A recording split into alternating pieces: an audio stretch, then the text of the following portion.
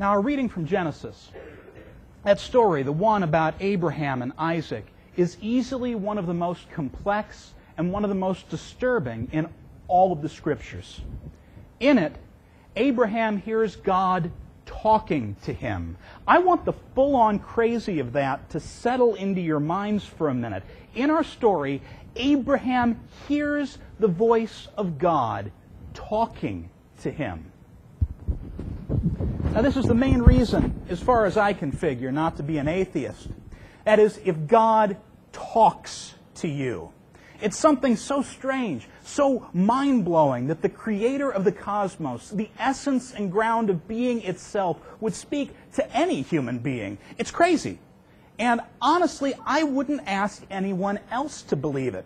I wouldn't believe it myself were it not for the fact that this same God has spoken to me. And I believe, if you search your hearts, many of you will find that He's spoken to you as well. In our reading today, we hear that God spoke to Abraham. And this wasn't even the first time. Before this, when God last spoke to Abraham, He appeared to him in the form of 3 men to consult with him about the destruction of Sodom and Gomorrah. God told Abraham of His intentions to level the cities, including their inhabitants, which would be Lot, Abraham's nephew, and his entire family. And Abraham lobbied the Lord on their behalf. For his nephew Lot and for the citizens of Sodom, Abraham would argue with God. That time when Abraham heard God speak, He appeared to Abraham in the form of 3 strangers. And it's through these 3 men that God spoke. That time Abraham would argue, but not now. Maybe it's easier to argue with something we can see, to argue with other people. This time, though, Abraham didn't hear God speak through other people. Instead, he heard God speak in the depths of his own soul. And God said to him, Abraham. Abraham heard the voice, and he knew who it was who called his name. In my experience, that's how it is. When God speaks to us in the depths of our souls, we know who it is who's doing the talking. We know who it is, and we may listen, but more often than not, it's something we'd like to ignore, or rationalize, or make excuses for. Surely that was just in my head. Surely that could not be the voice of God talking to me. If it were God, there would be a sign. But no matter how we try and rationalize and fool ourselves, deep down, we know. Abraham knew. Abraham, the voice called, "Here I am, Lord. Take your son, your only son, the one you love. Take him to the land of Moriah, and there sacrifice him as a burnt offering on the mountain that I will show you." And we tell ourselves that God isn't in the business of making demands like this one. That it's not right, it's not fair, it's not necessary. It's asking for entirely too much. It's asking for something that wasn't only Abraham's to give. That it's asking for a great evil. But God still asks. When God demands something of us, it comes at a cost. And we are never the only ones affected by the request. Give in to it or don't. But once you hear the voice of God calling, and once you are given the command, your life is never the same again. And this time when Abraham hears from God, he doesn't question, he doesn't argue, he doesn't lobby the Lord. He acts. He prepares his packs, gathers his servants and his son, and he sets out. And I'll tell you, I'm left to ask, why? The author of Hebrews tells us that it was because he believed. Believed what? Believed in a God? Believed that God's promise that he would be a father of many nations, and a blessing to the whole world would still somehow come to pass? He may have. He may have. But for me, that's not enough. Parents out there, would that be enough for you? Is it enough that you would set out to God knows where and prepare to dismember your children and incinerate their remains so that you would literally have nothing left of them? Is it enough for you to cause them such pain and such torment? Is it enough for you to cause them to feel that kind of betrayal? Is it enough? And yet, what else was there to do? God had demanded it. Abraham knew who it was who was telling him what to do. God commanded that he put his son, his only son, the one he loved, the child who carried with him in his very being the embodiment of all Abraham had been working for. The one whose existence justified Abraham's leaving his family and walking as a nomad in the desert, his mutilating his own genitals at 99 years of age, his and every man who was with him, his abandoning his other son Ishmael and his mother Hagar in the desert to die. All of this, all of these strange and horrible things were done for the love of the promise, for the love of God and Sarah and Isaac, and now he was being called upon to put his Isaac, his love, his hope, his promise, his all up on the altar and to sacrifice it to God. Sometimes Abraham is called the father of faith. That's because Abraham knew that when belief is not enough, all you have left, all there is to cling to, all there is to hold you up and keep you from collapsing under the weight of it all, when belief alone is not enough, all you have left is faith. And Abraham understood that belief and faith are not the same thing. Look, I believe that I got up at about 5 o'clock this morning. I believe that 2 wrongs don't make a right. I believe that February should only be spelled with 1 R despite what every dictionary in the world will tell you. To say that I believe in God is all well and good. But remember, even the demons believe and tremble. Abraham understood that belief is not the same thing as faith. Rather, it is only a necessary precondition, a prerequisite for real faith. So when Abraham heard the command of God, he didn't question or argue. He prepared. Because he had the single most dangerous thing in the universe. He had faith. And it wasn't blind faith, as some have suggested. There's nothing blind about faith.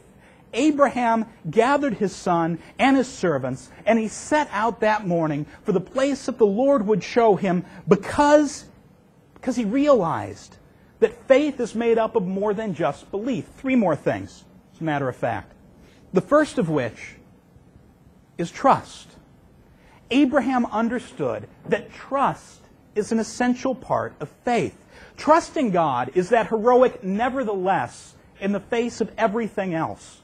Trust doesn't ignore the dire circumstances and the difficulties that are between where and what you are and where and what you're called to be. It realizes, God, the place you're calling me to, I can't get there from here. However, along with that recognition, it takes into account the power of our partner and relies on the strength of God to help you accomplish what it is that God has given you to do. This is what the Apostle Paul meant when he said to the church in Rome that God works all things together for the good of those who love Him and are called according to His purposes. What more can I say then? If God is for us, who can be against us? Abraham trusted in God and in God's goodness and in God's promises despite the horrible thing being asked of him. Abraham trusted that God loved him and that God was going to make him prosper. Abraham trusted in God and, may I add, he had good reason to. God had promised him a 100-year-old man and his barren 100-year-old wife, that they would have a son. That's an amazing thing, isn't it? And God had brought it to pass. God had told him that God was going to destroy the cities of Sodom and Gomorrah, and God did. God had a pretty good track record with Abraham. If God said it, God did it. And God had promised Abraham that Isaac and none other would carry on his line, and that it would be through Isaac that all of God's yet-to-be-fulfilled promises were to come to pass. Abraham trusted. He trusted that despite what he was being told to do, and despite what was about to happen, that God would make a way. God would either provide another sacrifice, or perhaps God would make a way out of no way, and after his son was sacrificed, would raise him up again. Trust alone, however, isn't all there is to faith. It isn't enough. Trust can be damaged. It can be hurt. It can be pushed too far. No, Abraham, he had something else as well. Because he knew that faith was no more synonymous with just trust than it is with belief. Abraham knew that in addition to belief and trust, that fidelity, that is loyalty, faithfulness, fidelity is a part of faith. Abraham was bound by loyalty to God, and God was bound by loyalty to Abraham. When you're pushed by the circumstances of life or by the command of God to that point past feeling, when you are unmoved by belief, where you are too numb to care, there is still fidelity, duty, faithfulness. Like us, Abraham had a history with God, and Abraham had made a commitment to God. He had heard God's call to him.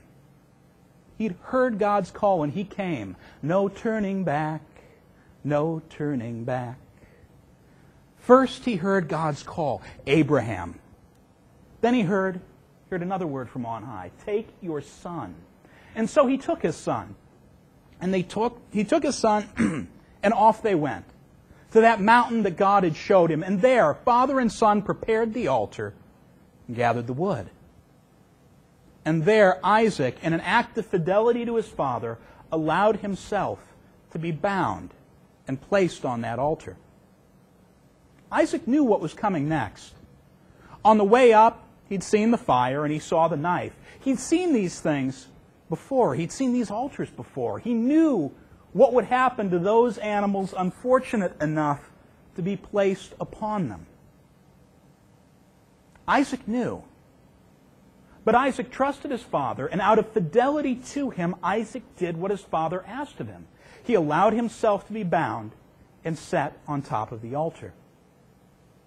And then Abraham lifted the knife. He lifted the knife, and faith is what kept him from bringing it back down again. Because then he heard God's voice, and he looked up, and he saw. Listen again to the story in the language it was told in.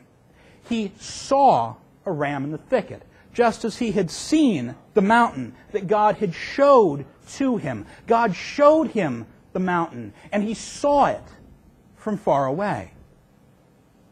Abraham saw because he understood that faith is not simply the same thing as belief, or even belief and trust, or even belief and trust and fidelity. Faith is also that which allows us to see. Faith is shared vision. Here Abraham and God shared a vision, and in that vision, Isaac was whole. In that vision, Abraham would pick back up all that he had laid down, that and so much more, for it is through Isaac that God would fulfill his promise to bless the entire earth. Abraham shared God's vision for him. He realized God's vision was bigger than he was, bigger than Isaac, bigger than life, and certainly bigger than death. Abraham trusted that this vision would come to pass somehow, regardless of what happened. It's because of Abraham's looking where God was looking, his seeing what God saw, that he was able to do what God had asked. And because he never took his eyes off of God, he could stop when God wanted to stay his hand and show him another way. You see, faith is dynamic. It's powerful and it's changing. It requires us to be on our toes because it cannot exist apart from action. You can believe and not act on your beliefs, but faith is an action word, and it doesn't exist apart from our acting it out. I've heard many a preacher proclaim over the years that faith is the opposite of fear. You ever heard this? Just me? Just me. Fine. Faith is the opposite of fear, they say. Well, it isn't. Do you think Abraham wasn't afraid as he marched his son up that hill? And I've heard a great many academics argue that the opposite of faith is doubt. It isn't. Doubt is a part of faith. It assumes a measure of faith and is what makes faith an act of bravery. I've even heard some philosophers argue that faith is the opposite of reason. It isn't. Faith and reason are two different ways of understanding. They may be complementary, they may be at odds with one another, but they are not opposite. Faith is not the opposite of doubt or reason or fear. Faith is the opposite of inaction. In reflecting on the story from Genesis, James, a brother of Jesus, tells us, you see that faith was active in Abraham along with his works, and faith was brought to completion by the works. Acting on faith. Acting on faith has consequences, though. Some good, some bad. God told Abraham at the end of his trial, because you have done this and have not withheld your son, your only son, I will indeed bless you. And I will make your offspring as numerous as the stars of the heaven and as the sands on the seashore. And your offspring shall possess the gate of their enemies. And by your offspring shall all the nations of the earth gain blessing for themselves, because you have obeyed my voice. This implies that if Abraham had not done this, if he had not obeyed God's voice, if he had not brought Isaac up the mountain, if he had not stayed his hand when he saw that vision God showed to him, had he remained immobile when God had bid him to go, then the promises would have been for naught. But Abraham acted. That's the good. When we are faithful to God, literally full of faith, God is faithful to us. But you attentive readers out there may have noticed at the end of this story, Abraham does not go home again. Look again at how the story ends. We're told Abraham returned to his young men, and they arose and went together to Beersheba, and Abraham lived at Beersheba. Notice that after what has happened, Abraham doesn't go back home to his wife. He doesn't return to her again, in point of fact, until he travels to collect her body for burial. Abraham's faith was costly. And here it cost him not his son, but his relationship with his wife. Faith in God, following God in faith is costly, and it can cost us family, friends, and fortune. It's costly, but it's necessary because only through faith can we truly live. Can we truly know? Can we truly be called the friends of God? Can we truly be of one mind with the Almighty? You may have heard God calling, and you may have ignored it. You may have thought that believing in God alone is enough. You may have thought that trusting in God's promises is enough. It's not. Today, hear the voice of God calling you into a new relationship, calling you to a place that you do not know. Listen. Listen and know that your life will never be the same. Know that it will cost you. Know that God requires that you lay nothing short of your all on the altar. Believe, trust, be faithful, and share in the vision of life that God has planned for you, and have faith that the world will be blessed through it.